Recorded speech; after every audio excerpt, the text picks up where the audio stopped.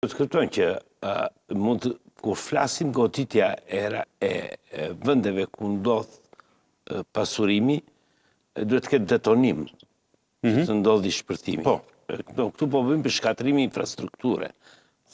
Po goditën edhe fare afër objektivave, hyrja e malit ku është instaluar. Po duhet të ndodhi detonimi. Detonimi sigur ruhet, do të thuash. Jo, po detonimi nuk ndodh me shkatrimin e malit apo me... Domethënë ka një procedurë, jo, duhet të goditet saktësisht ajo element që është i shpërthyr që të ndodhi shpërtimi. Nuk është se u godit mali dhe ndodhi shpërtimi. Pra, para e dyta, objektivat të tilla ku bëhet pasurimi i uraniumit, janë objektiva të karakterit ushtarak. Pse? Sepse gjithë lufta, një nga elemente e objektiva, një nga objektivat është pasurimi i uraniumit. Si e tillë pra që të mos ketë më Iran asnjë armë bërthamore dhe as ujë të rëndë dhe asgjë tjetër. Pra, është objektiv ushtarak dhe këtë e kanë bërë edhe Shtetet e Bashkuara. Por lufta filloi të eskalonte, siç e thash, mbas goditjes së fushës së gazit. Aty filloi, apo që në fillim godit një rafineri nafte në Teheran, e cila krijoi edhe atë shiun toksik, një ditë që rashi. Pra kemi një... Po ta shikojmë me vëmendje, kemi objektiva të ndryshme. Shtetet e Bashkuara të Amerikës kanë objektiv tjetër, dhe duket që Izraeli ka objektiv tjetër. Dhe këtu kemi dhe përplasje. Midis Shtetet Bashkuara të Amerikës... Po, ishte rasti i zëvendës presidentit J.D. Vance me Netanyahun që po flitet për plasjet të qasje. Netanyahu është duke e luajtur lojën në interesin e tij. Pse? Sepse në fakt, shiko, problemi është që në Shtetet e Bashkuara të Amerikës ka një doktrinë e cila funksionon nga viti 1990, që është doktrina Powell. Doktrina Powell ka disa parime dhe po ta shikojmë fillimin e luftës, pavarësisht retorikës, ndryshim regjimi, në fakt, objektivat ushtarak, siç e sqarova, nuk ishin për ndryshim regjimi, ishin për demilitarizim, pavarësisht retorikës dhe objektivat ushtarak përcaktohen në urdhrin operacional, nuk përcaktohen në çfarë thot presidenti Trump. Natyrisht do të ishte e dëshiruar, por kjo do të varet nga elementet tjerë që nuk varen nga Shtetet e Bashkuara. Dhe për këtë arsye, kurse objektivat e Izraelit janë të ndryshme nga këto. Doktrina Powell ka disa qasje të tjera, thot lufta duhet të jetë shkurtër me objektiva të arritshëm dhe në fund të ketë strategji dalje.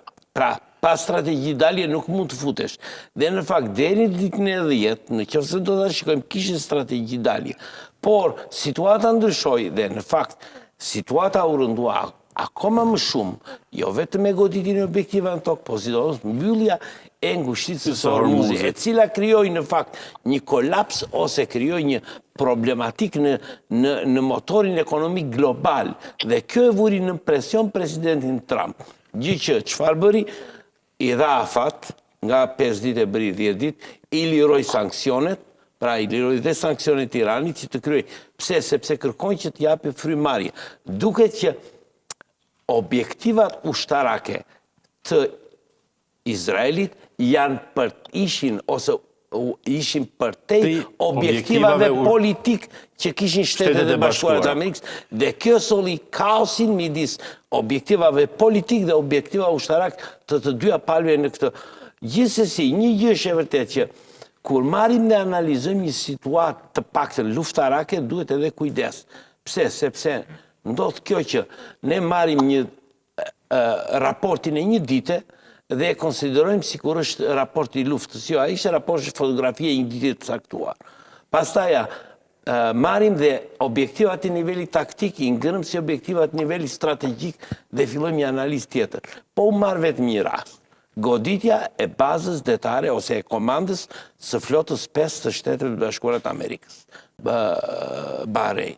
Kur u godit, fillojnë, jo godit radari jepte të dhënat e kësaj, kur u godit baza, në bazë nuk kishte asnjë person, sepse nuk rezulton asnjë, jo i vdekur, po as i plagosur. Do të thotë baza nuk kishte kapacitete operacionale në momentin që u godit. Njerëzit kishin dalë dhe nuk ishte pjesë e operacionit që po bënin Shtetet e Bashkuara.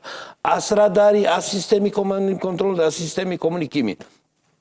Shtetet Bashkuara të Amerikës drejtojnë në operacionin me bazë në det nuk e kishin me bazën tokë dhe nuk kishin lidhje me komandën, pra komanda nuk funksiononte.